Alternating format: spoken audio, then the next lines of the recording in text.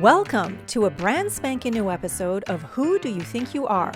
An exploration into how our thoughts, beliefs, and feelings create our reality. My name is Lastia Cahoot and I'm your host. I'm joined by my co-host on this show and in life, Glenn Sheridan. Every episode, we're joined by a special guest who inspires us to consider not only what we think, but how we think and how that thinking impacts our life experience. It's time to get this conscious conversation started as we ask today's guest, who do you think you are? Okay, welcome everyone. Here we are for another episode of Who Do You Think You Are? And today our guest is Mr. Archie Tullos.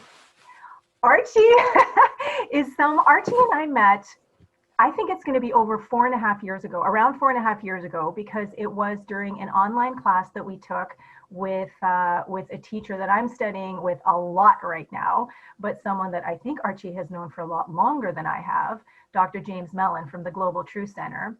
If any of you have listened to previous podcasts, I think you probably see a golden thread weaving through most of these episodes, with many of our guests so far being linked to the Global Truth Center in Los Angeles.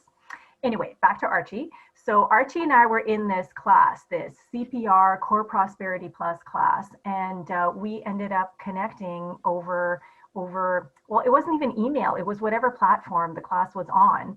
And then we didn't actually meet until a few months ago when there was a Sunday, excuse me, there was a Sunday when Dr. James he was introducing a member of the congregation that he had asked to have a conversation with. And as he was introducing this person, I'm thinking, could this be Archie? And then lo and behold, Archie Tullos walks on stage looking super dapper and swanky in this amazing suit with this pop. Did you have a pink shirt on then? I can't even remember. I did. Yeah. And had this fantastic conversation, and it was just, I think, as COVID-19 was really starting to, places were being locked down, states of emergency were happening, and then there was the George Floyd shooting. Right. And so things just kind of blew up in this, perfect storm situation. And so Dr. James invited Archie to come on stage and have a little conversation about things revolving sort of around that. So I know Archie from that. And as soon as that was over, I emailed him, I messengered him and said, I would love to connect with you because there's some stuff that I'm kind of not understanding, would like to know more about. And then Archie just jumped right in. The very next day, he came on and was a guest on the Facebook discussion group, Living Right. in a Spiritual Universe, that I had. The conversation just exploded in that and went onto the Facebook group. And then Archie and I have been in contact ever since. And it has been such a joy and such a delight to just, over these past 4 years, kind of go from, a few posts on the blog in this class that we were taking to now meeting each other in person the way that we can. And thank you for correcting me, Mahoney. Yes, George Floyd killing, not shooting. And so now, let's see, a week ago, we were in this incredible event that was so mind-blowing, so expansive. I have a wall of sticky notes to kind of as a testament. And then there's just who is Archie Tullos? I mean, there's so much that I don't know about you. I know that you are from Michigan. I know that you played the tuba in a marching band. I know that you are a coach. I know that you are a fan, a member maybe of the Global Truth Center Los Angeles, but you also, I think, have a Baptist background. A little bit. And you were at this event, and so we've taken some of the same, classes, courses, whatever. I think we have pretty similar views on certain things in life. But other than that, here's the question of the day that you get to answer to kind of, get us going, Archie. Who do you think you are? Who do I think I am? Well, Before I tell you who I think I am, let me just take a minute and just talk about who I think you are.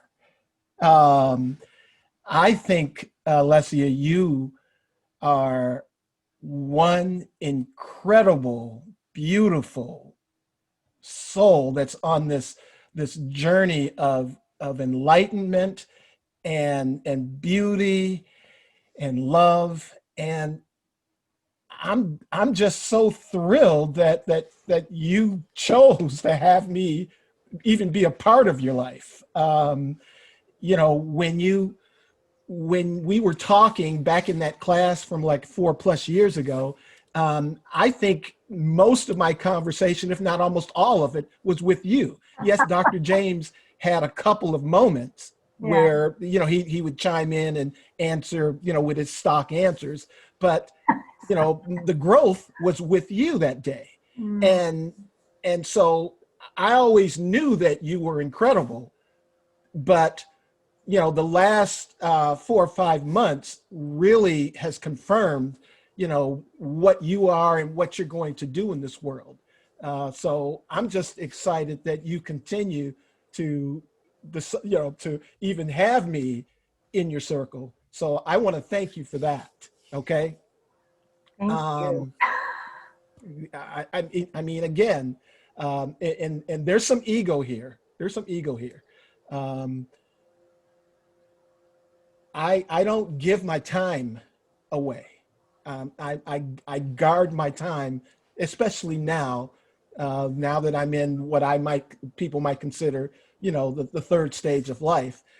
Time is just critical, and and if I choose to give it to someone or something or some person or event, you got to be really special. You got to be good, and I just see you as that person that's worth my time. So I just need you to know that before we start. Oh, it's all good, is what I'm telling you. So back to the question at hand. Who Back do to I you. Yes. think I am? Oh, ooh, boy, I have to admit this. I'm so glad that you gave me a couple of days to think about it, because I've been rolling this over in my head for a little bit, and I think I think I got an answer. It's almost like I knew who I thought I was Hmm. up until you asked me the question. And once I was able to sit back and do what we do in our community, which is get quiet, meditate, meditate on the question. And if we can get really quiet, something eventually comes up. And what came up in my spirit, in my journey, in my soul is I am more than. Who is Archie Tullos? Ooh, I am more than. I love that. I am more than, and this is a long way around, I am more than every experience that either has been dictated to me because of the color of my skin, more than everything that's been dictated to me by my speaking capacity, which I'll talk a little bit about.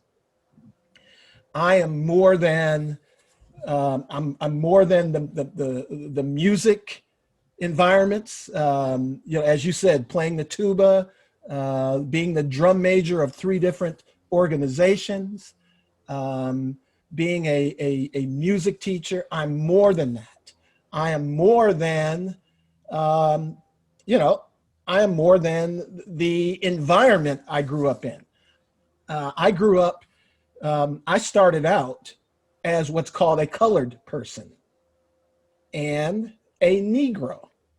Now, if you look at me, you know, I've been blessed with some pretty decent, you know, skin and you know, you know, I'm holding on. Hmm. A lot of people think I'm 44, 45. I had Well, no idea how old you were until you announced it around your birthday, and it was like 15, 20 years older than what I thought. If you're I'm listening, killing folks, it. and you're I not know. seeing him, like, yeah, you know, I'd 60-ish something, but really, seriously, it looks like he's in his 40s. 63 Mm. as of this August, baby. 63 years old. Looks okay, so is 63, looks 43, and Yeah. has the heart of a 3-year-old. And thank you. And thank you for that, because I'm even more than, um, all of the rules that are given that says a 63-year-old should act like this. Mm. A 63-year-old should be doing this.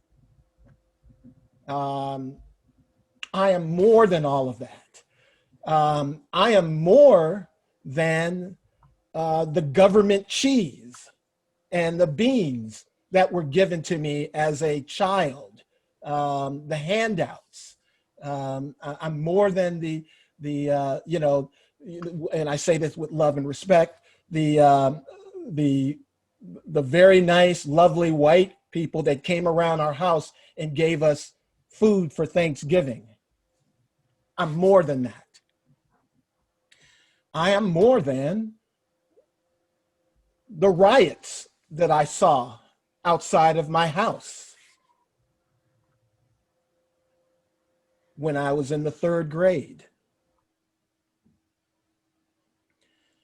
I am more than the opinions of the kids in my 9th grade class that said, you're black, you should like drugs, because all black people like drugs.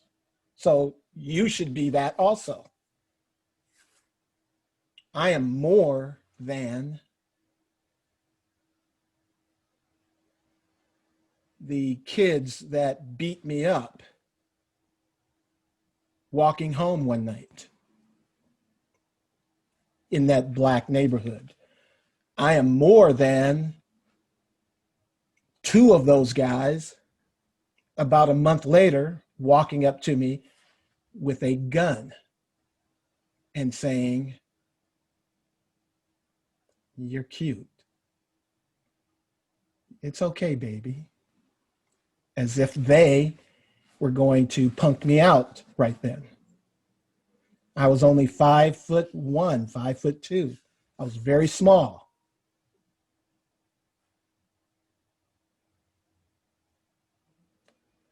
But, and I'll be writing about this when I write my book, I am more than the boy that saw one of them by themselves and crossed from one side of the street to the other side of the street to beat his you know what, because I was ready to fight, because now it's a fair fight, one-on-one. And that was one of my first forks in the road. Why did I choose not to fight versus fight? Because there was something more going on about me, even if I didn't understand it emotionally and spiritually the way I understand it now. When we got ready to cross paths, this person didn't even recognize me. And I remember just walking right by, because if he had looked up, it was on. It was just on. And I remember thinking, he didn't even see me. I was not in his world. And that's one of the things we must remember. A lot of people that do evil, they're just evil. It's not personal. Flash forward, learning later in my life about the 4 agreements. Number 2, don't take anything personally. Mm-hmm. But I had an unconscious moment of clarity that I can't explain, that could have either sent me this way or this way, and we wouldn't be talking right now. Mm-hmm. Because I could have easily have gone down that path of, if there's something called inner city destruction, I could have gone down that path. What am I more than? I am more than the police that stopped me in Santa Monica, where one of the young policemen said, "Don't try to run or I will shoot you." I'm more than that. And so to summarize, Lacia, I believe it's my job, just as plenty of others that have created procedures and books. I am going to be working with this question again because of you, because I get great ideas talking to you. I don't know what that's about, but I got another one. My question in the world is going to be, are you going to be more than or less than? Real simple. Situations in front of you. Are you going to be more than that situation, or are you going to be less than? Which comes back to, are you going to live in the present and the past, as far as we talk about spiritually, what is the present, what is the past, or are you going to see the situation and decide to be more than? And I'll give you an example of this. You talked about Dr. James Mellon. When my house caught on fire, and I'm more than a house catching on fire. I had a meeting, a prayer session, as we call it, whatever they're called. And I was talking about what was happening, with the house and how, I didn't know what it was going to look like. And it just seemed like, there were a lot of problems with the house. I mean, it had to be gutted. And we really didn't have a lot of money. But Dr. James was able to say to me, "You are seeing what is. You need to see the truth. And the truth is, this house is going to look twice as nice as what it looked like before, because you're going to see it as being twice as nice. You're going to do things that are going to make it twice." And that's what I did. We sacrificed. We came up with ideas and concepts. We decided to spend money here and maybe not spend some money here. If I can do this just briefly, I want to show you what I've done with my yard. Okay. All right. That's what I've worked on. That's what I've been working on versus doing a lot of writing. I had planned to be writing the book, but if I did this work on my yard, then I'd be able to save maybe $10,000 or $15,000 doing hardscape, concrete. Like all my other neighbors have concrete and pavers, but this natural thing, it was a way to make the yard look really nice, but still be creative. All of the creative juices were running. And if you look back way in the back here, you can't see it, but I'm also growing vegetables. And there was a watermelon plant on there, but I've since cut it and we're eating it. And don't judge me about the watermelon. No. I keep running that joke into the ground. And I think I even have a little piece of chicken next to me somewhere, but it's air fried, which is again more than. Right. As I like to say to people, and I say this to my wife all the time, how many people, of course, we're talking to each other like we're talking. How many Black people have an air fryer? That doesn't even exist in our community, an air fryer. But this air fryer cooks things a lot healthier than the grease, the heavy greasing. The French fries, air dried or air fried, right. All of it. Again, I come back to, all I need to do is keep asking this question to myself. Am I more than this situation or am I less than this situation? And if I can consistently take action, just like you and I did, we were in that training for 3 days. We got a ton of concepts, a ton of ideas. You are studying with Dr. James on with the advanced spiritual studies. Okay, and side note, I got the book on tape that you guys are studying, so I'm looking at the book so that when I have a conversation with somebody, I'm ready. Good. So, so that's.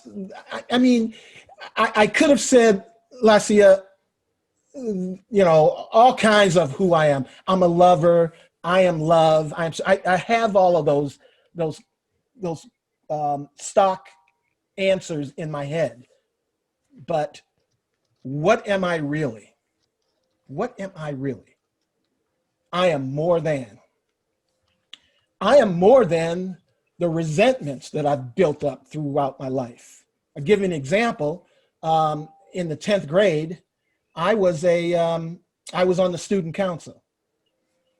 And in the 11th grade, 5 people ran, 4 people were elected out of the 5, and I was the one that didn't make it.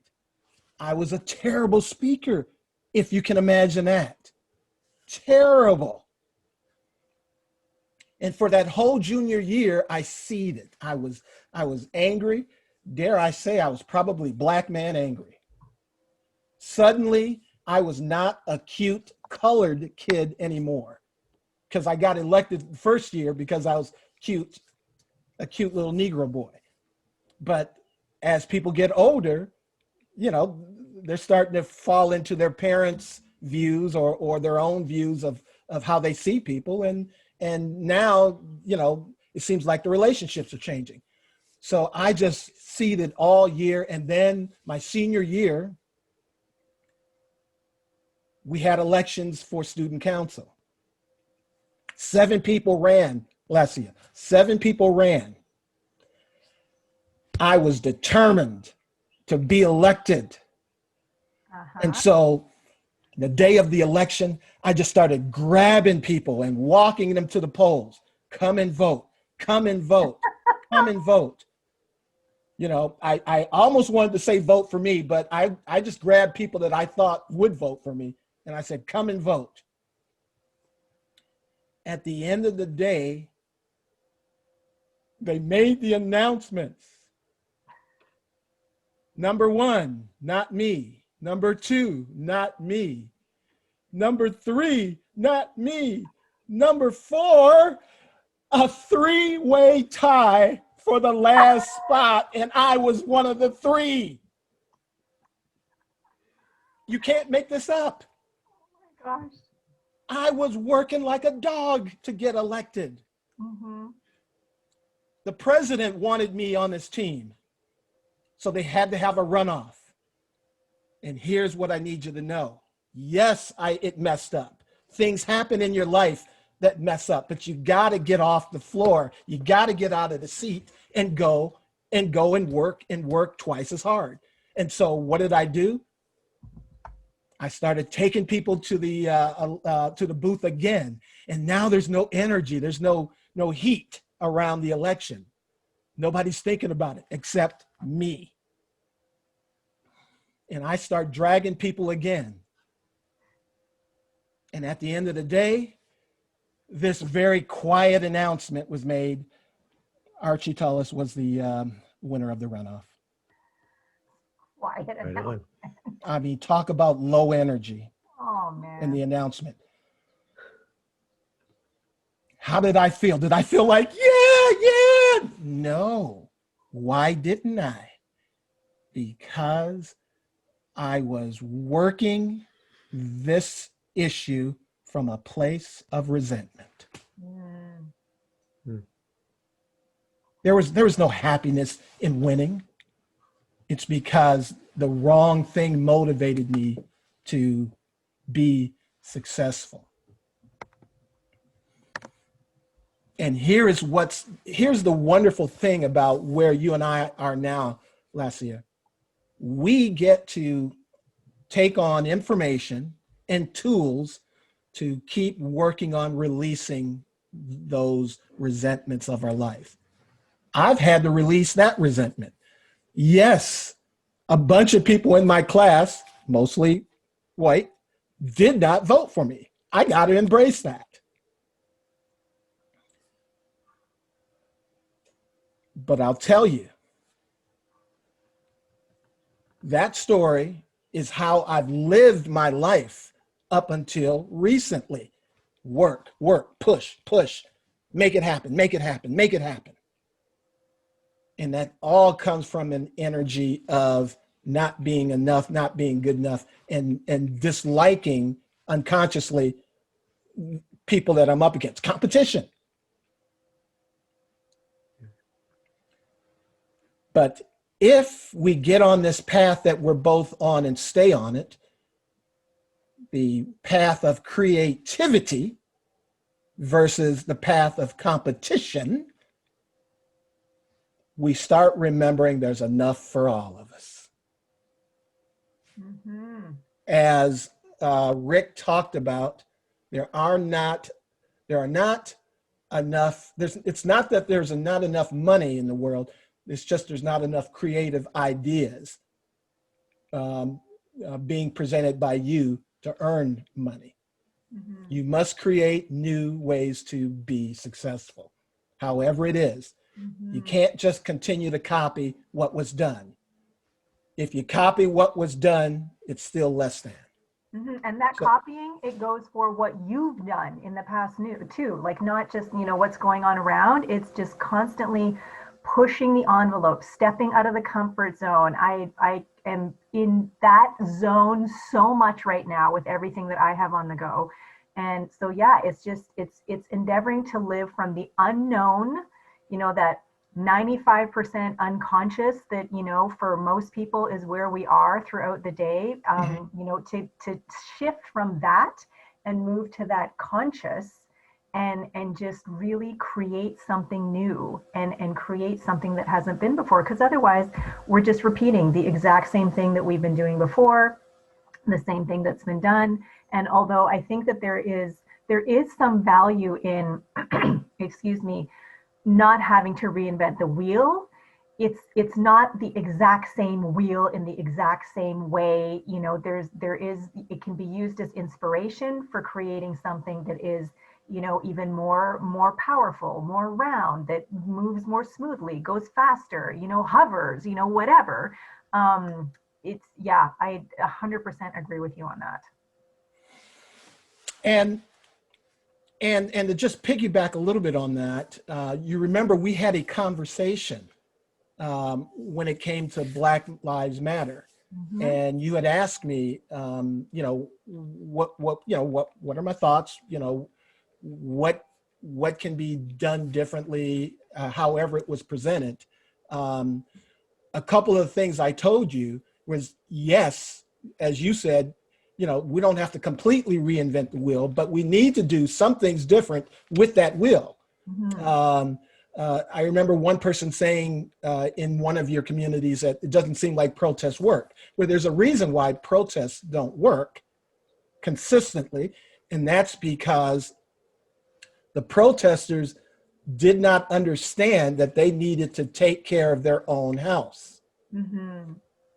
If you look at the protesters that are considered red, some people may consider them violent and showing their guns and things like that. But I can tell you this, their message is consistent. They are there to present an image, and they make sure that everyone that's in that environment is presenting that image exactly as it needs to be. So it's kind of hard for people on the outside to start putting holes in it because they are making sure that the environment is being taken care of. Whereas with the Black Lives Matter environment, a lot of times there's a bunch of people that are peacefully marching.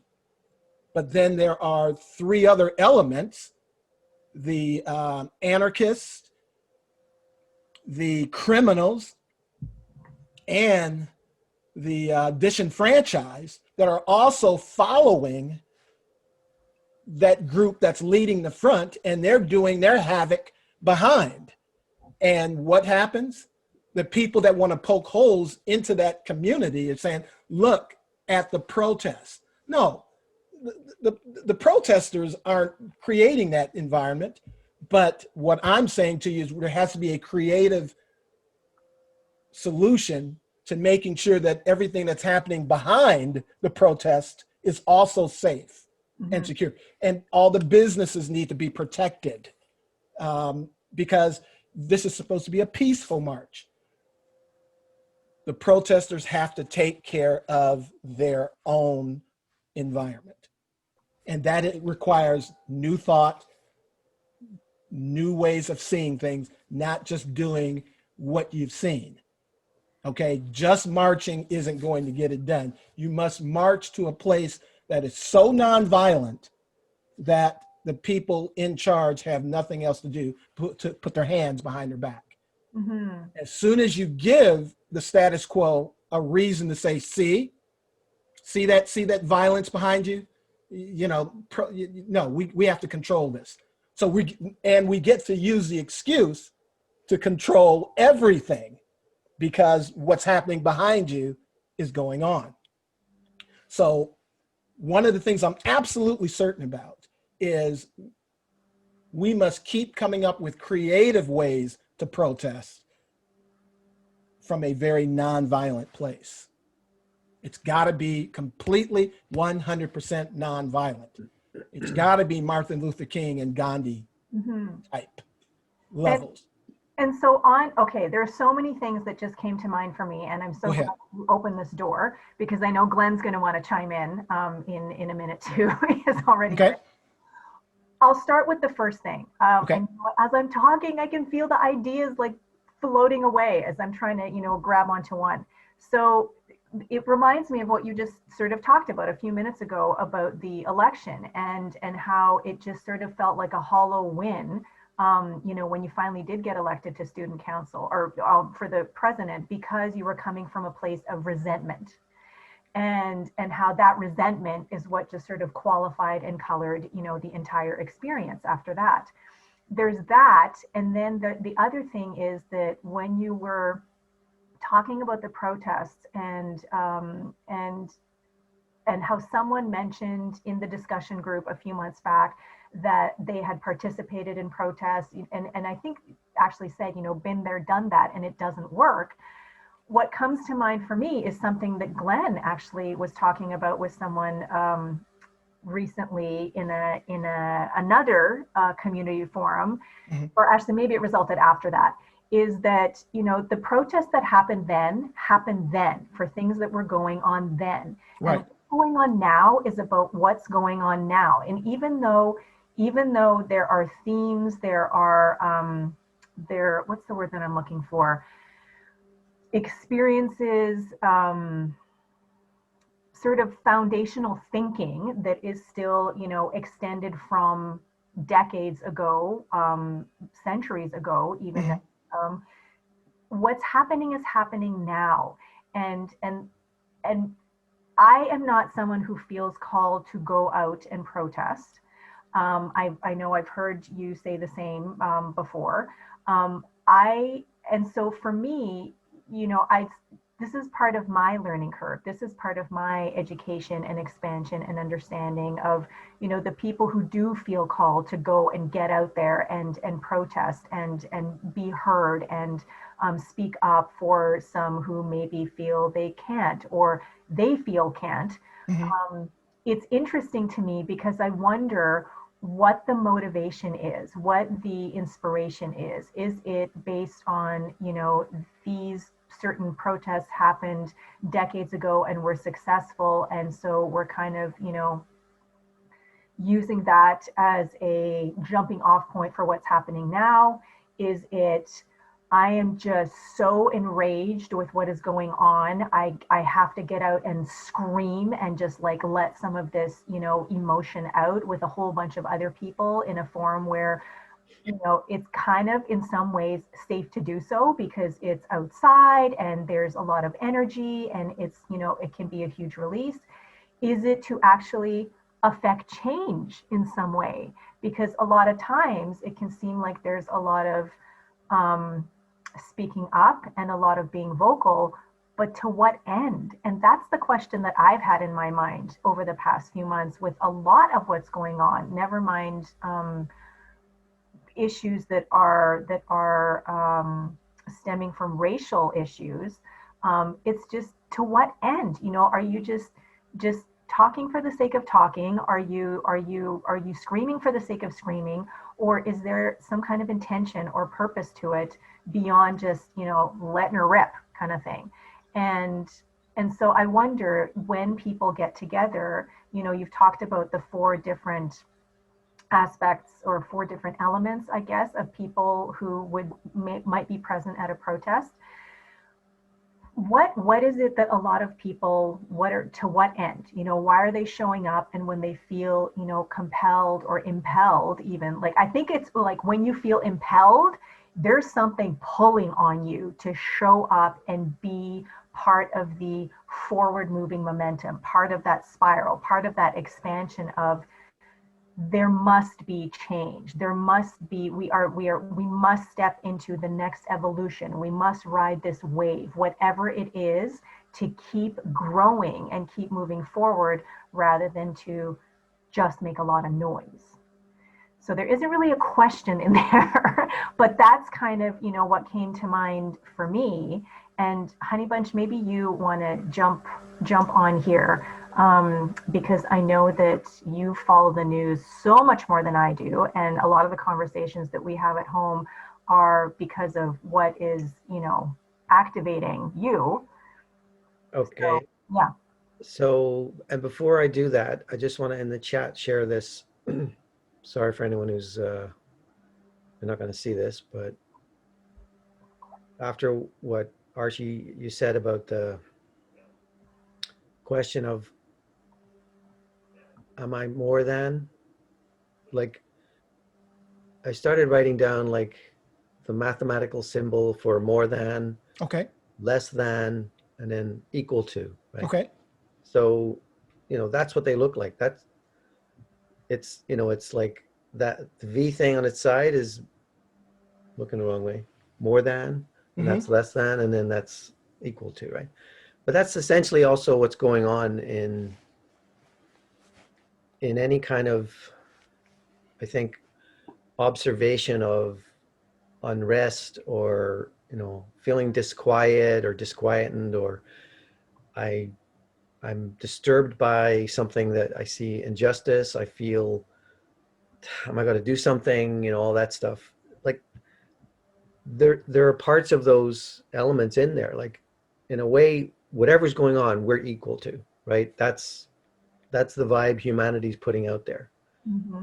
Both in terms of what we're talking about, and Mm-hmm. especially on this continent, and then more or less worldwide, anywhere that's sort of locked down, you've got this other equal to a feeling of, what is my power? What is, am I safe? Do I need someone else to look after me? Does the government have to dictate how I live my life? When I wake up and I say hello to my neighbor, do I go and shake his hand? Do I, all this stuff with the COVID stuff it's like a science fiction novel in some ways. It's Mm-hmm. just Mm-hmm.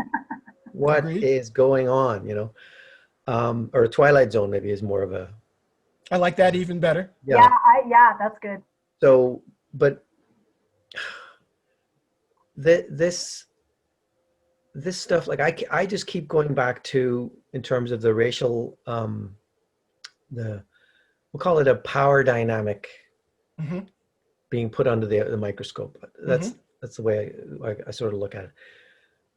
I just keep going back to the time before, like I was born in 64. So, the civil rights stuff. And then I grew up in Northern Ireland. So the civil rights movement spilled over in the northern part of Ireland, in Ulster, Mm-hmm. where you had civil rights marches that then blew up into the Troubles, where, you know, people who looked essentially the same, more or less were the same. They went, they so-called worship the same God on paper. They're killing each other, Right. but they're still the same, right? So it becomes like something where the community just seems to follow the herd, or like, oh, this is the only way we can look at this. And rather than what you were saying is like, no, there are other ways to do it. And it seemed to take 30 years for people to get back to a table and say, well, I can live with that if you do this, and I don't really like that, but we'll give up that thing. And actually, coincidentally, the Northern Ireland police service was completely gutted because they were so corrupt, and they obviously had a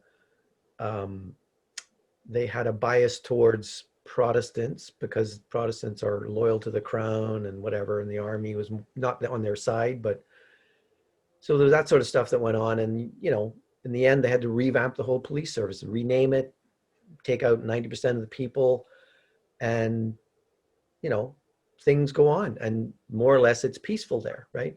So I take inspiration from that, right? But the nonviolence thing is, wasn't given enough of a chance in the late 60s, early 70s there. And I think even here, like right now, it's flared up again, this issue. And we're just like, the nonviolence, the Gandhi thing. There's a great Gandhi quote I found today. It was, he who perishes sword in hand is no doubt brave, but he who faces death without raising his little finger is braver, right? Like it's tough to be nonviolent in, when their stakes are high, when there's something at stake where you just standing there and being quiet and keep your dignity and don't react, because if you do react, then as John Lennon or someone said, then the police know how to deal with you, right? I put that quote on my Facebook page recently, Okay. so I know what you're talking about. But I'm not out protesting or marching. I've done that in my youth. It just takes me to a place of resistance, and you focus on the resistance. You focus on the lack of, and you don't focus on the availability that is, creative spirit. It's sort of my name for God now, is like, that's who we are, creative spirit. It's all available to us. We can have ideas if we get on that frequency of like, anything can be done. Any war can stop. In my lifetime, I've had, as I say, the Northern Ireland thing, apartheid ended, like seeing Nelson Mandela come out of jail and then become president. Holy moly. And then on the other end, you have who you guys have now as president. And it proves like, well, anyone can be anything they want, but the thing I get really triggered or tripwires for me are things around language. And I have to be very mindful of, look, when like a few months ago, people were, my Facebook was filling up the feed with, it's not enough to be not racist, you have to be anti-racist, right? And I looked into it a little bit more, and I thought, no, I don't like this, you must do this thing, this compliance thing. The only one way to look at this is this. Once you have that as an option, I don't care what angle it's coming from, you have to step back and go, well, why? What, like, you're questioning my worth. You're questioning the worth and dignity of every human being if you're not allowing them to be who they are, fumble for the right words, make mistakes, learn through relationships what works and what doesn't when you're speaking to other people.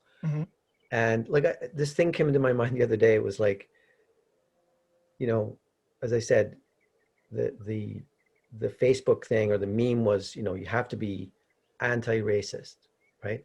And I thought, what's the equivalent of that in violence? Like the non-violent was like a revolution. It was like the Gandhi thing was like, you have to be nonviolent. Like you just have to be like this. You can't be anti or anti-violent. There's no such thing. What does that even mean? That kind of term is like, really? What you put those two words together that are in the English language, but they don't actually. How would you do that? How would you be anti-violent? You know what I mean? So this anti-racist thing, and in the realm of critical thinking, sorry, critical theory, critical Okay. race theory, is just, it's very easy to get stuck into it, and you just think, I have to go along with this group of people to show my virtue. And to me, I just think, no, people really need to be okay with the idea of just saying, I know there's unrest in the world. I know there are problems. I know things can get better though, right? You need to be able to turn a corner, as you said, get a fork in the road and go like, I can stand here and see both, at least two options here, So, I don't want to get too into that, but it's hearing your story, a little bit of it, the background, like immediately I just want to know that like there's part of you that has a dialogue, Archie, with your younger self, and like thanks that dude for doing what he did and what he didn't do, like just send him love, and because you're there, like the time has no kind of bearing on this. Like you are that dude, you are that young man with his challenges, but more to the point with his availability of choices, right?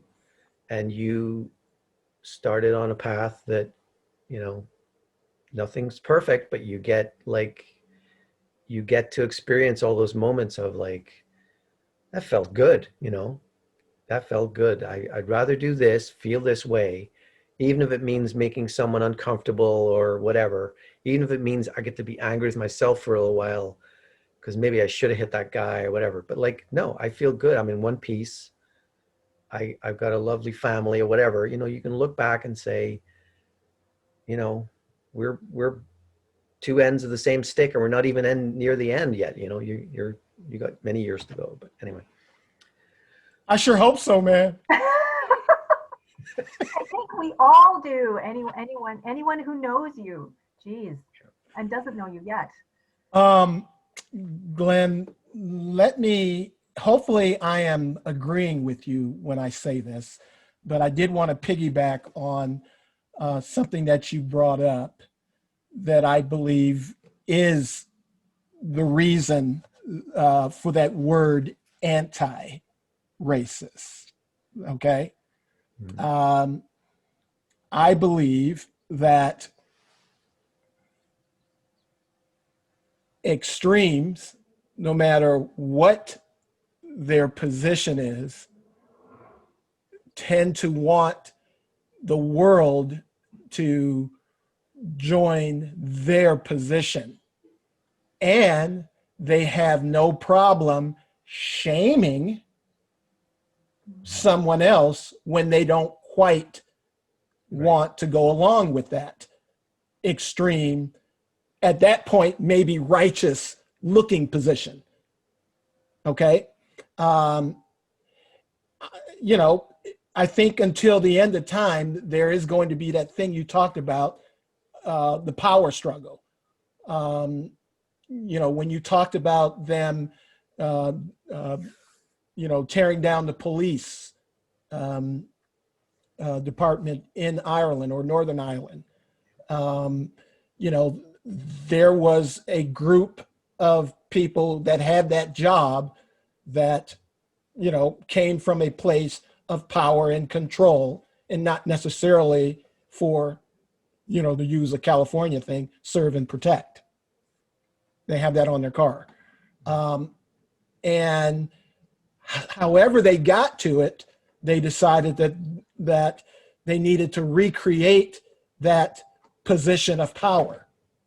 So I would say to you, part of the reason why the extremes exist is because the people in power and the traditionalists want to hold on to things exactly as they were, or even turn the clock back. That thing, "Make America Great Again," is make America like it was. Mhm. So that's power. That's control. I'm not even sure Trump is all that much of a racist. He just is for Trump, which means if this group of people are going to support him, he's going to play to that power, control. But then the other extreme, as you talked about, and I even think they edge into the anarchist, position of, you need to see it like this, and we need to communicate this message any way and every way, even if it's defacing businesses and buildings, and writing slogans on them. So I just believe, hopefully this is similar, the only way through and around it is through creative solutions on both sides. But if the people that maybe believe they represent me want change, they must they must control every dot and I in their environment in order to, as we talked about with the John Lennon thing, take away the status quo's position to say, see, you need us exactly as we are. You need us to be bullies, even when it's not justified. And, there are plenty of people that deserve the treatment that they get. But that environment, that police environment, is a feeding ground for people that, as you would think, Lacia, have not done any spiritual work. And they are really working from their past, their unresolved past. And they're projecting that into whatever's happening in that very moment. Does that make sense? Yeah. I know Lassie may want to take over this, but yeah, I mean, the power thing,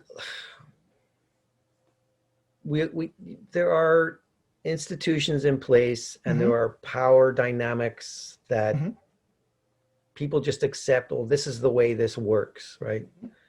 There are bureaucracies that keep those institutions going, whether it's just, the tax system, or,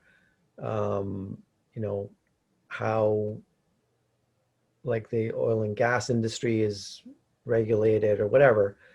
But when it comes to policing and the criminal justice system, you guys have a very different setup, because your rights are different from they are, say, in Canada, right? Yes. And there are more guns in your country than people. So what I got to say about, the police stuff is, I had a personal experience in my youth where a policeman, he saved my life. Like, yes, there's no way to sugarcoat that. It was just like, he was the first responder that was there. I won't get into the details, but I'm here, but in part because of that. In the United States, you have this scenario where anyone approaching a vehicle, especially, is going to be like, what are the possibilities that may come out of this situation? And one of them is there may be a weapon in that vehicle, right? Whatever the color of the driver is, whatever whoever. And those guys and those ladies, they don't, on some levels, they don't get paid enough, right? Because I don't know, like, how you deal with the stress of that every day, waking up, going to bed at night, and how do you wipe that from your system where you just relax and go, okay, and have a nice sleep and wake up? It's a stressful job, and I think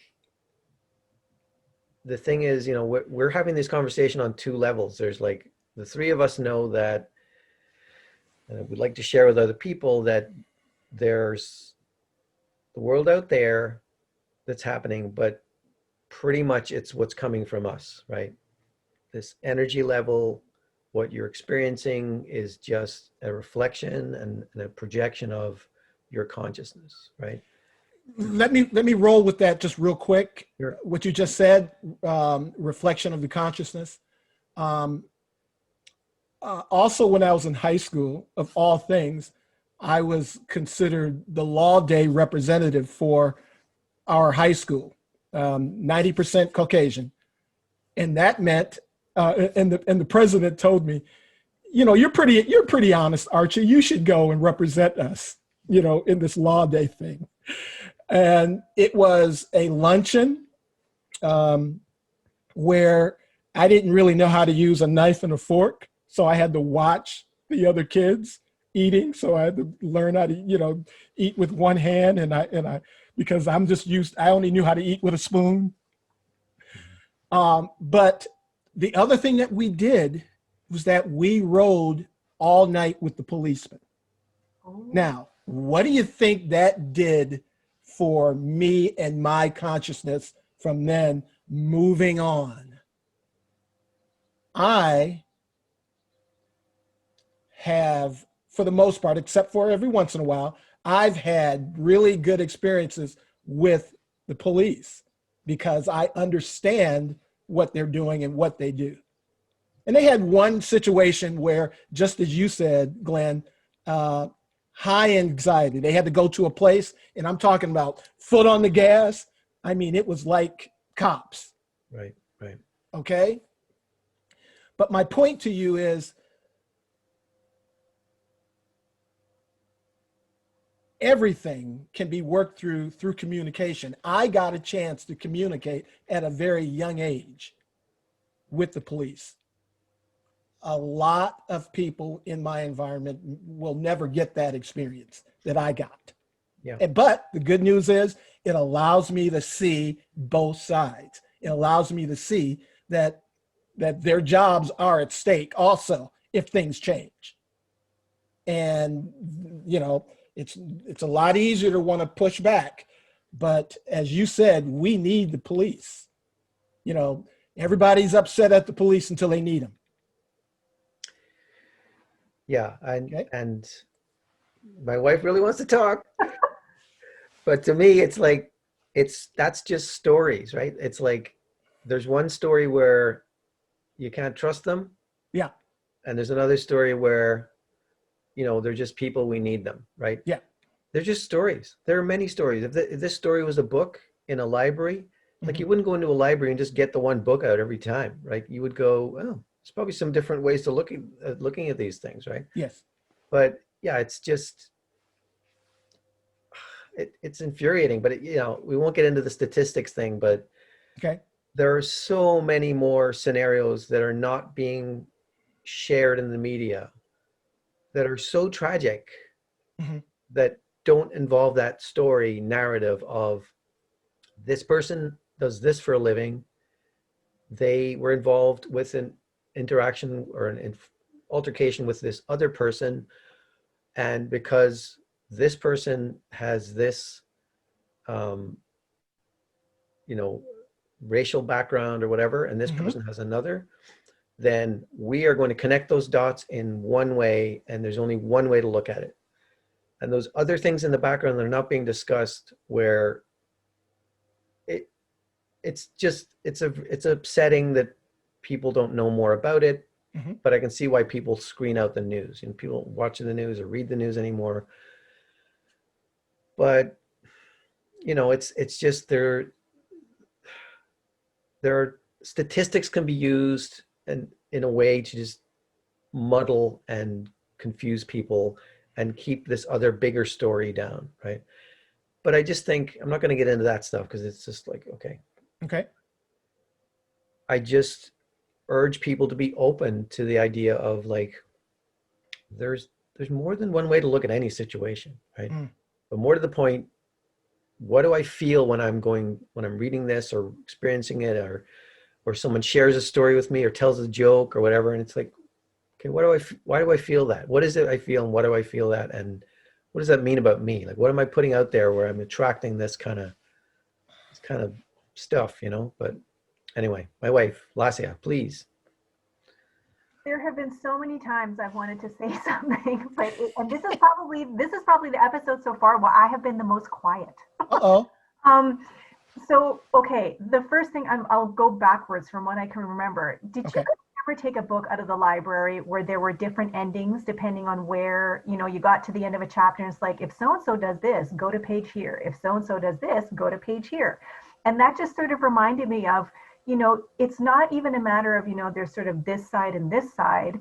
There are so many infinite possibilities to every situation.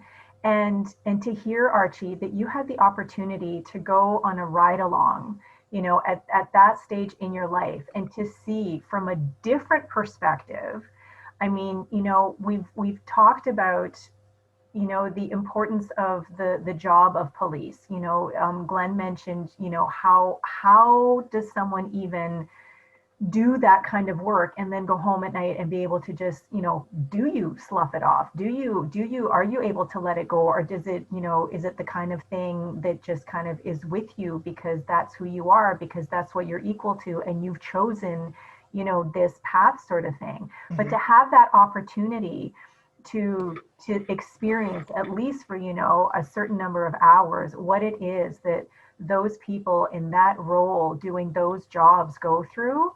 I mean, wow, that I can only imagine. I mean, I've only really, my experience with police is mostly from television and movies. I Mm-hmm.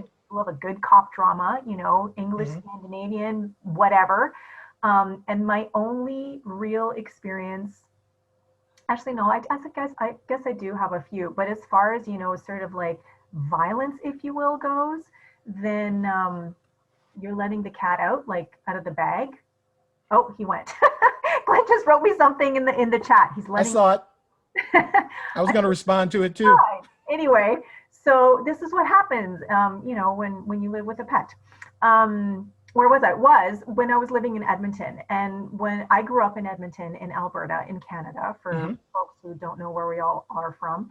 And when I was in my teenage years, there were about 5 years there where all of our sports teams were like championship teams. So football, hockey, I can't remember what the other one is, but definitely football and hockey. And I remember.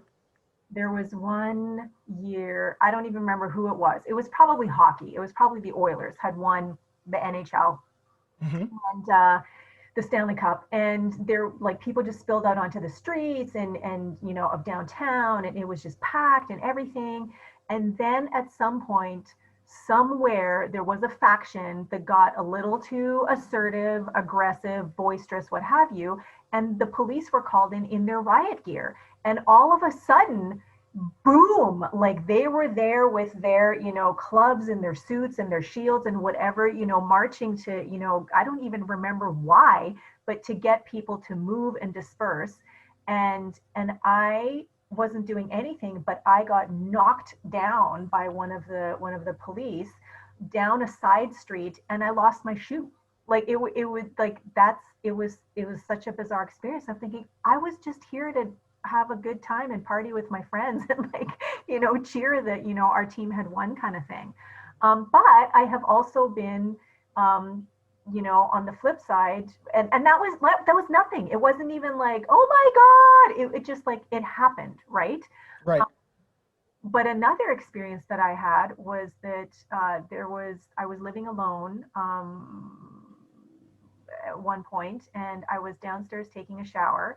And when I came upstairs, my kitchen window was open, and I had this feeling of something's not right. And I looked around and realized that my wallet was gone, my VCR was gone, my something else, my DVD player, I don't even remember what it was, but a bunch of my stuff was gone. And then this feeling sunk in of, oh my God, someone was in my house. Someone was in my space while I was downstairs naked in the shower. I had no idea, and I've been robbed. But it was even more like there was someone I don't know, a stranger in my space, while I was downstairs, completely vulnerable like that. And Mhm. so I called the police, and an amazing policeman came over, asked a bunch of questions, whatever, suggested, some procedures and locks and whatever, and was really great. And I don't remember if they recovered anything or not, but I do remember him saying, and you know what, lock your window because sometimes they come back to get more stuff. And sure enough, that night I could hear someone trying to get in through the back window. So, and that's the extent of it. Maybe the odd speeding ticket when I was younger. But other than that, I mean, I don't have a lot of experience. But to turn it back around, the things that I wrote down were choice and perspective.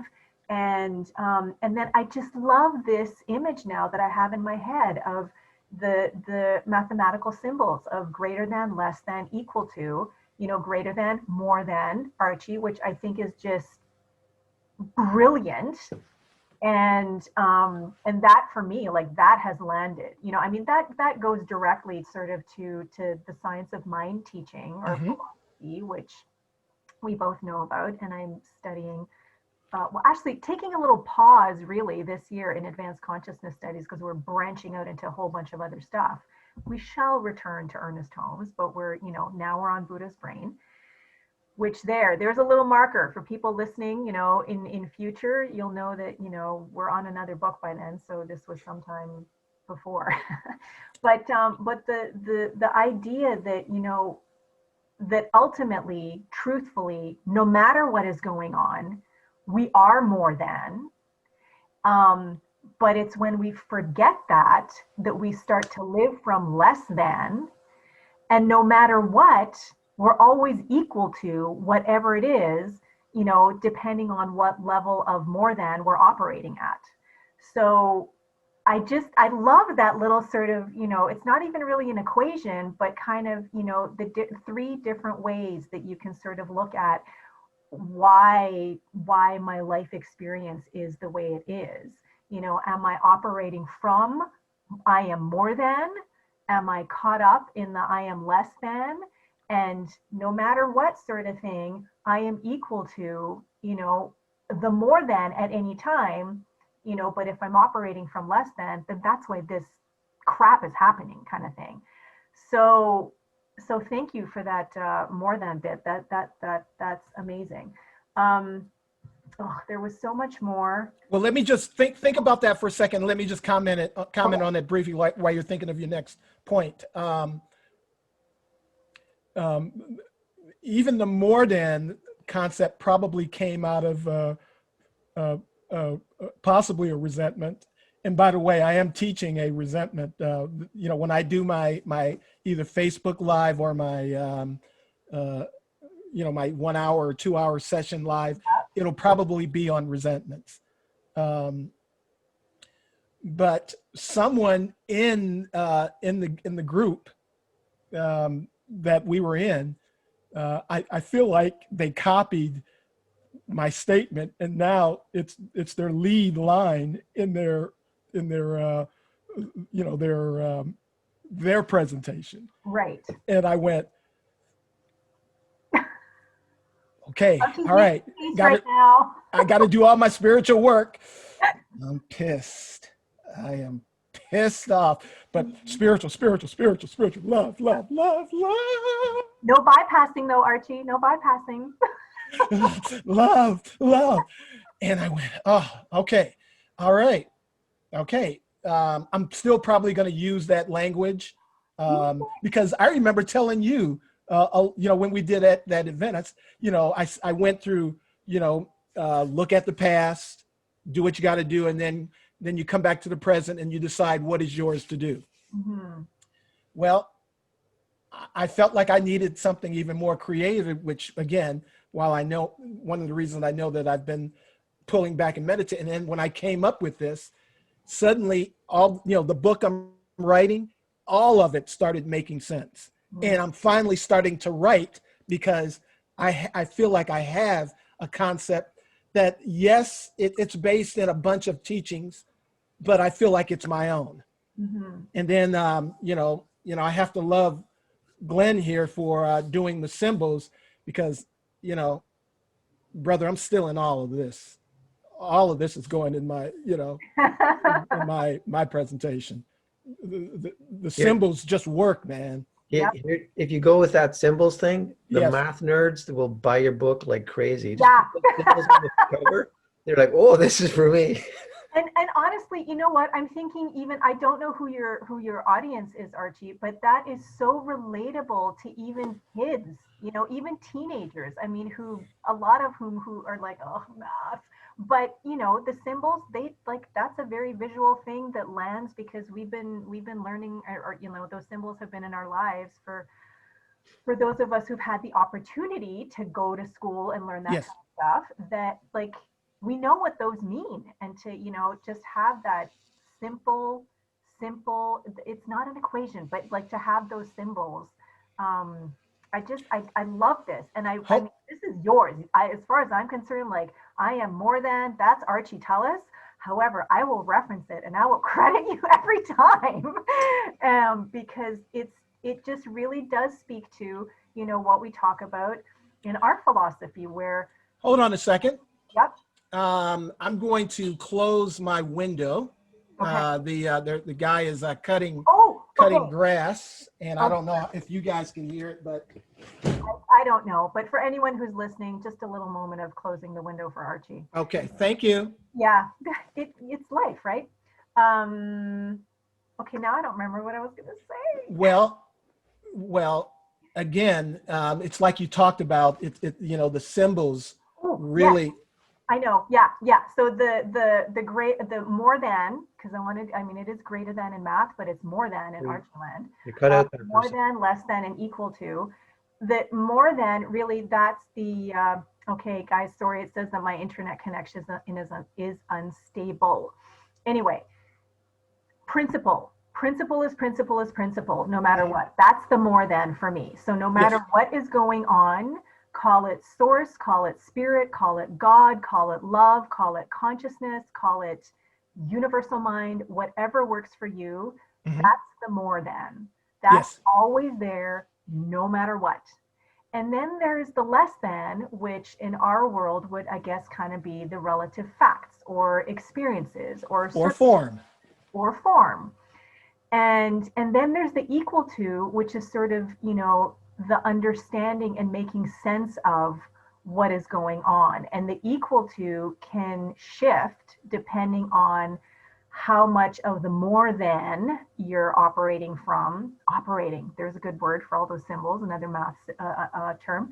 Operating from, or you're operating from the less than part. So I love that that's another super amazing way to look at absolute versus relative, principle versus form or effect, cause versus effect, all of that stuff. It's another great way to illustrate it. And I think that the more ways there are to illustrate it, the more ways that more people can make sense out of understanding why or how even there's an opportunity always to create a better life experience for yourself, just based on what you're operating from or as even. And I loved, Lacia, how you said there are so many ways to see this. One of the reasons that I actually slowed down, what I was reading and learning from, kind of like, again, what Rick was talking about, is I guess it has something to do with what you talked about. Who is going to be my audience? I want my audience to be those people that come from a place where they wouldn't necessarily get science of mind principles, but they would definitely understand this. It's also similar to Wallace Wallow's The Science of Getting Rich. So, he has a couple of principles that he peppers throughout his book, but the bottom line is there's a thinking stuff from which all things are made, and which in its original stage permeates, penetrates, and pierces the inner minds of the universe. I paraphrase there. But the bottom line is, he also says, in order to move from the competitive, I'm real big about this, because suddenly watching basketball is not as important to me. You know, I grew up in a, athletic environment. That's all we did was talk sports. That's all, the only conversation I had with my dad was sports. Suddenly I'm watching the game yesterday, and it doesn't matter to me what happens. It's because these are competitive environments. And when there's competition like that, there's not cooperation. So again, Waddle says, in order to move from this competitive environment, you must be thinking in terms of create. You can only access the form stuff or the formless substance through creativity. You can't access it through competition. Okay, and I just think that that's a very nice little pocket book that talks about all of the science of mind and spirit stuff that we communicate, and it really condenses it. And that's what I'm looking to do with what I do, is I'm looking to teach things that can be condensed in a very, very easy to understand. So you talked about my audience. I don't know who my audience is going to be, but I do want my information to be accessible. I'm writing the stories of my life. That's instead of writing about other people, I'm going to reference myself in everything. Okay. Because I was told that no one wants another self-improvement book, but they do want to hear your story. And you know what? That's so interesting, because I am in the process of writing as well. And this is actually my project for the end of this year for the Advanced Consciousness Studies class.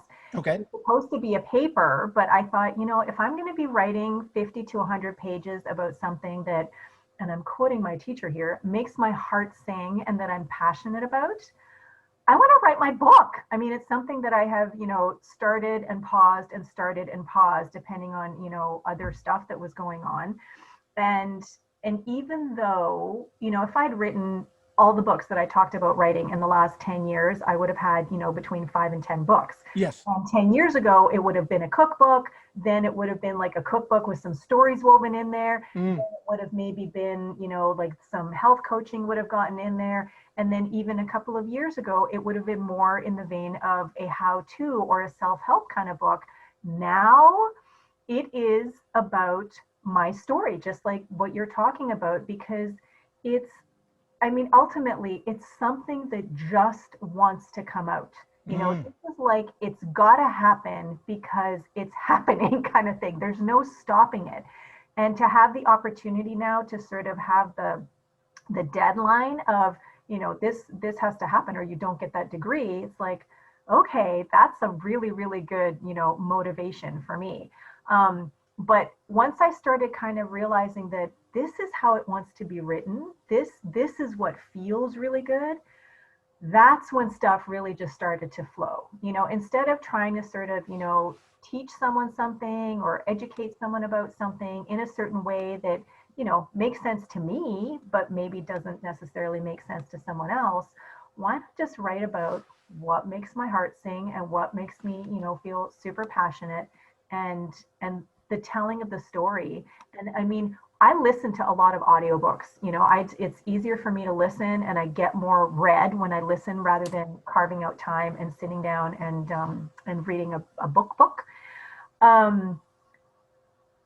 Okay, there's a note that I'm going to read from Archie, but I'm going to finish my thought first. And there you go. One of my favorite things in the last couple of years is to listen to The Alchemist, narrated by Jeremy Irons. I mean, I am being told this amazing story by this, in this amazing, incredible, soothing, expressive voice. It just, like, that story, which is an amazing story, comes alive for me as I'm listening to it.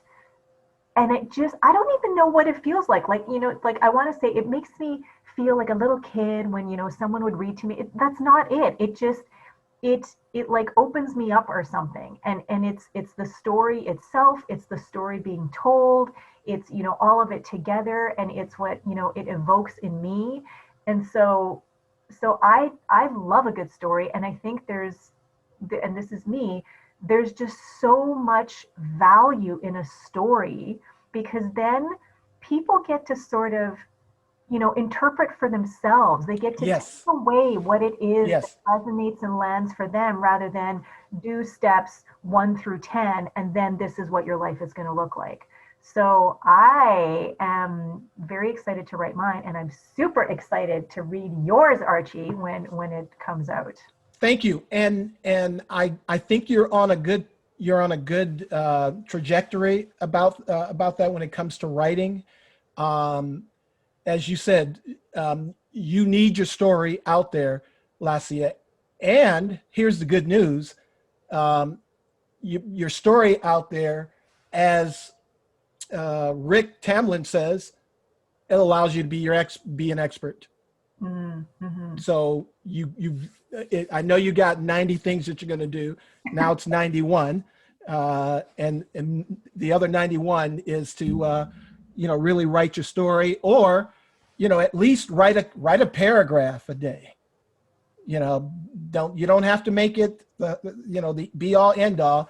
One paragraph a day. Commit to that, and maybe I'll commit to it as well. Well, I mean, I'm gonna say this, and then I'm gonna take a quick picture. The Post-its idea, Yes. I see some that you have on the back of your wall. I'm just Right. gonna take a quick picture of what I have on my wall from a sideways view here. Okay. Uh, move it. Sorry. Okay, and then I'm not gonna share my screen. I'm just gonna show my phone. Okay, here we go. I'm ready. Da-da-da. Okay, so that's just a chunk of it. Wow. Like, it's my wall. There's a taller view. Anyway, but I love this, and I know some people who are writing books, and I'm totally going to adopt this, where you have an idea. I mean, how many Post-it notes did you end up putting on your wall? You said some of them even fell down. When we were in that three-day event. Mm-hmm. And I have them in categories right now for the work that I'm doing, but I'm going to have them in categories like by chapter, and start to organize my thoughts. And how easy is it to just take a Post-it and stick it from one place to the other place, rather than, typing and then cutting and pasting, and, oh, this was in this page, this was in this section. So for me, that's such a great organizational tool, which I just love. And it's brilliant. Like, I am so grateful, for that amazing idea. It is so simple. Plus, there's a whole bunch of color splashed on my wall, which I really like too. Okay. Just like, oh, you know what? This fits better here, and this fits better here, and this fits better here. And anytime you have an idea, to just, grab a Post-it and stick it up on the wall. And then, the ideas kind of, seem to sort of speak to each other and arrange themselves almost. I love it. And wouldn't you agree that Rick's 3-day event took the mystery out of a lot of things? It's funny that you say that, because the mystery of the event itself for me didn't get demystified until a couple of hours from the end on day 3. Really?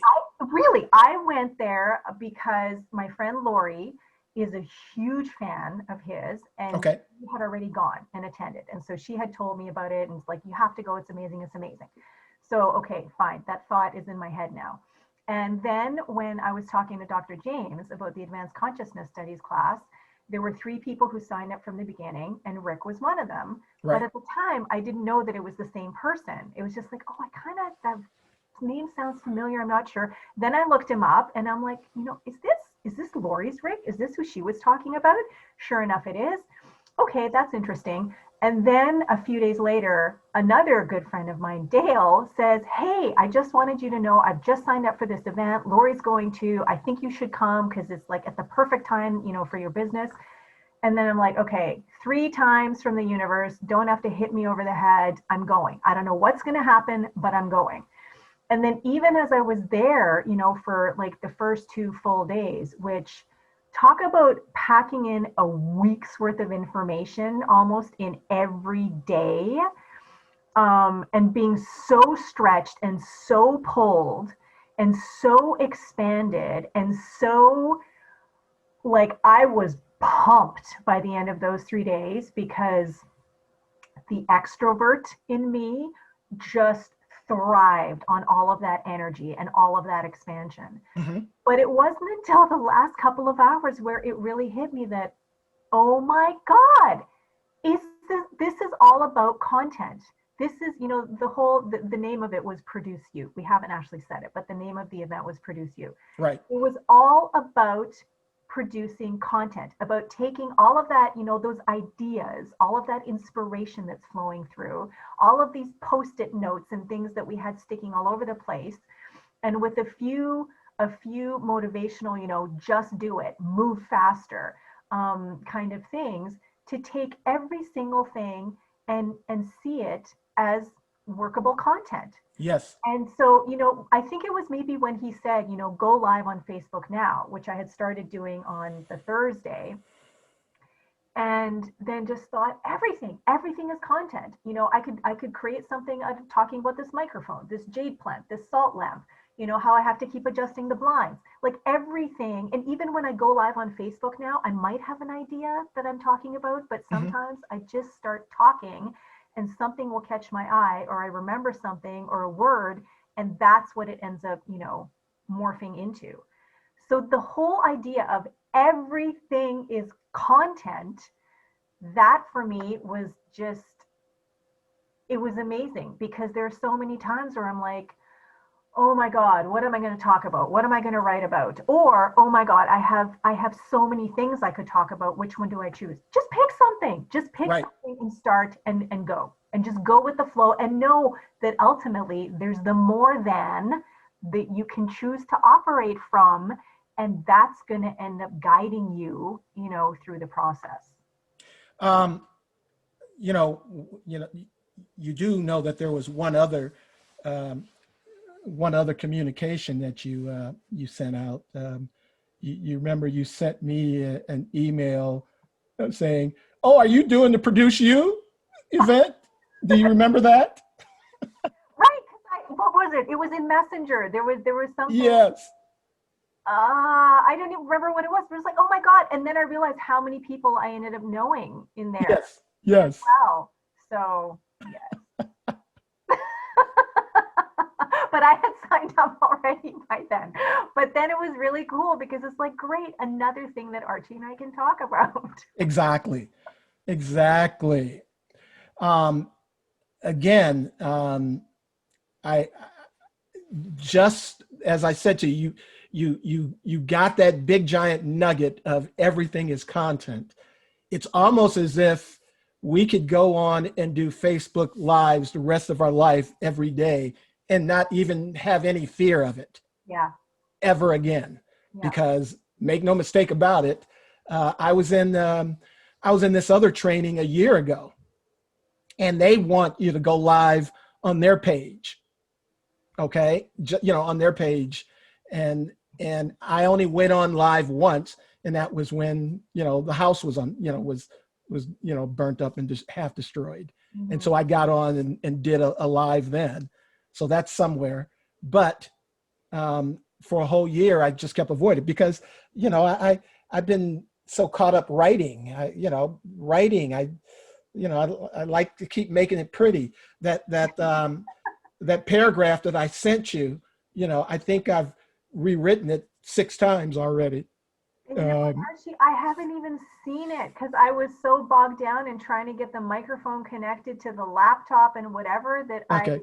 The, the one, yeah, you mean the one you just sent right now, right? Yeah, I'm just talking about the one I just Yeah, sent. yeah, okay. Yeah, yeah. Yeah, thanks. I'm saying, it's much easier. It's gotten easier to write versus to get on live. But again, he demystified all of it. Mhm. And as long as I am not worried about trying to please the world, that's going to be my thing, because one of my less than issues is I want love. Mhm. I want the world to love me. And I always try to remember that Obama only won with 54% of the vote. So it's not my job to get everybody, but Mhm. my mind says everybody. Does Mhm. that make sense? Yep. Yep. Okay. Yep. Yeah, I can also relate to that on some level. Okay. However, I love the, I don't, I'm sure that Rick said it during the event, and I've heard other people say it, you know, just do you, you know, and that nobody does you like you do you, and that there are people out there who have not heard of Archie Tullos yet, who Yeah. haven't met you, who don't know who you are, but want what you are, want what you have to offer, and are, they don't even know that they're waiting for it. But man, when you find them, when you connect with them, Yes. it'll just be like, yes, Archie is my person. He's my guy, you know, and yeah. And I think we all have that in us, right? I mean, we all just, everybody does themselves differently, and the idea of just be you, just be yourself, because then, like, you just are, you're just being yourself. You don't Right. have to work at it. You don't have to tweak things. You're just presenting yourself, and when people see that, and you know, those who aren't interested, they're not interested, fine, but those who are, it's for the real deal. You know, it's not for some show that you put on. It's not for some costume you put on. It's not for, you know, some kind of outer, you know, facade. It's for what, it's for the real you know, that more than, that's what the people are definitely, you know, craving and desiring, and, you know, waiting for, even if they don't know it yet. So, yeah. I definitely going to embrace all of that. Thank you so much. Mhm. So gentlemen, I'm looking at my recorder here, and it has been about an hour and a half. Okay. So I know that there is a lot more that we could talk about. I have a page of notes that I scribbled that, you know, I got maybe like to that much. Um, but Archie, if you're up for it, we would love to do this again, because there's just so much more that we could do. At some point, we might even start doing these live. However, we're not there yet. So we have the opportunity to get together again another time, and record another episode of Who Do You Think You Are? And I just want to say thank you so much for the more than, and Mahoney, thank you so much for the, you know, the symbols to illustrate that more than, less than, equal to. And thank you for the super amazing, insightful, entertaining, enlightening conversation today. It has been a blast. So before we go, we now are going to move into the last segment of the show, which we Okay. still don't have a name for, but it's this 60-second rapid fire question segment where Glenn asks the questions, and then Archie, without putting a lot of thought into it, you just respond. And then at the end, Glenn will let you know what you've won. And I do Okay. this because really, So can I say this? Can I go into my my receiving from God mindset, where I close my eyes?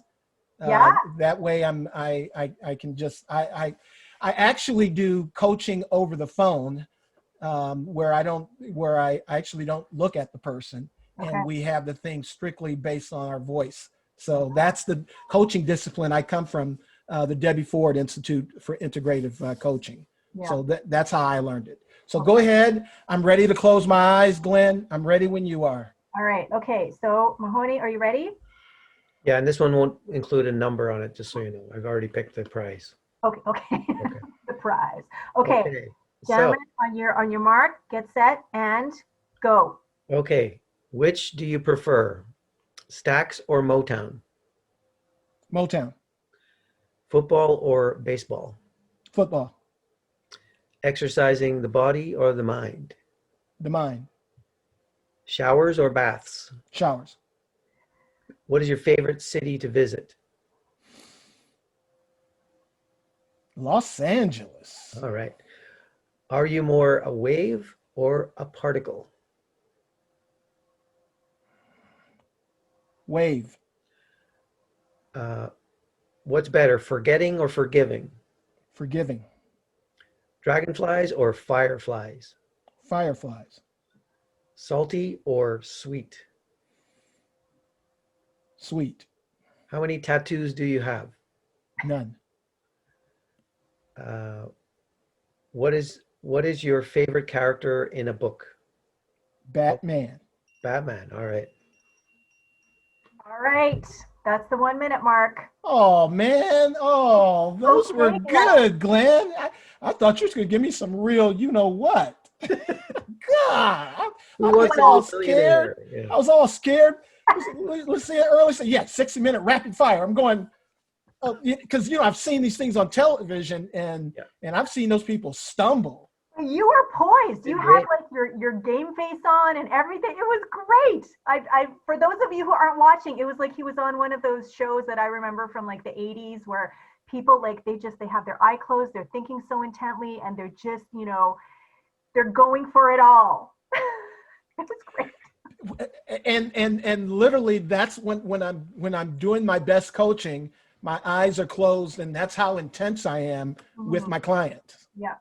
I mean, I just to the point where if when I build my business to where I want it to be, I think I'm going to have an hour in between each session because I just put so much into it that I need to be able to pull back and just go for a half hour and then get ready again.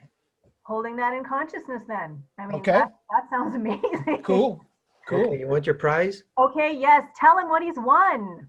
I like prizes. Okay, so this is one of my favorite writers in the First Nations community in northwestern Ontario. So this person's Richard Wagamese. He's most famous for a book he wrote called Indian Horse that was made into an amazing movie as well, about basically the struggles of growing up, leaving reservation in I think the 60s, 70s. But amazing book, amazing author. And this is one of his meditations books. So it's called Embers. And this is one of my favorites that I just happened to open when I was looking for something today. So this is the page that I'm giving you as your prize. So I'm ready. And for all of us. Okay, he says, someone once asked me, what do I mean when I say stay brown? Well, my people say that life is a circle. They say that we are a part of all of life. They also say that as a part of all of life, we are creating our lives every instant we are here. My spiritual father taught me this way. What I think, I create. What I create, I become. What I become, I express. What I express, I experience. What I experience, I am. And so on, and so on, and so on. That's the circle moving. My responsibility to myself and to life is to act as though I believe this until I do believe it. So stay brown. Be the circle moving. Wow, what a gift. Can you screenshot that page to me or something? Sure, yeah, I can. Or whatever you have to do. I loved it. Surprisingly humbling. Very nice. So, you guys, that's inspiring. That's inspirational. Cool. It's another no excuse moment. Yeah. So We thank you. usually end on a really light note, but we couldn't figure out something today that was lighter. So the other thing, as you were talking about, just to not quite finish, Okay. you're talking about being more than your Lee Child, the Jack Reacher books. He's like a tough guy, whatever. He's an ex-MP, and I really enjoy them. They're very gritty. And when he gets into fights, this guy, he's called Jack Reacher, right? His motto is when he gets into fights, it's get your retaliation in first, right? And you can tell how that goes, right? He fights dirty, and I just thought what we're talking about is more like get your forgiveness in first, right? So I don't know what word you're going to use when you talk about Resentment. resentment, Mhm. but it's a lack of forgiveness. Yep. That's Riff on that. that's the seminar. Yeah. That's the event. You in a nutshell, that's the event. Okay. So I'd like to hear more about that too, but Okay. yeah, so there you go. You can tell Thank people you. that too. Okay, well, this has been amazing. Thank you, Archie. Thank you, Glenn. And so, Archie, if people want to get in touch with you, how do they connect with you? Okay. A couple of ways. You can reach me via email at archietullos@gmail.com. That's my first name, my last name at gmail.com. I can be reached on Facebook at facebook.com/Archie J. Tullos. And I'm really stepping out into the world with an Instagram account. I don't know what the prefix is, but it's also Archie Tullos. Okay. So all of those you can reach me. I have purposely not created a website yet. There are people that want to help me do that. And I've tried to do it on my own. I failed, but as Rick reminds us, don't try to do it all. If there's something you can pass on to somebody else and pay them if necessary, just do it and go from there. So that's I'm trying to wait and just keep building the content, the things that you're helping me with. Obviously, when I talk to you, Lacia, I just get crazy great ideas. As you said, I talk to you, I get content. So think of something I'm going to talk to you about after the show. okay. Yeah. Okay. Yeah. That just gave me an idea. Okay. All right. Okay. Well, again, thank you. This has just been so much fun and so great. And thank you everyone for tuning in and listening and or watching to another episode of Who Do You Think You Are? I am so grateful for this time that we spent together. I'm so grateful for all of the ideas that are swimming around in my head and bubbling up and everything. And I look forward to doing it again sometime.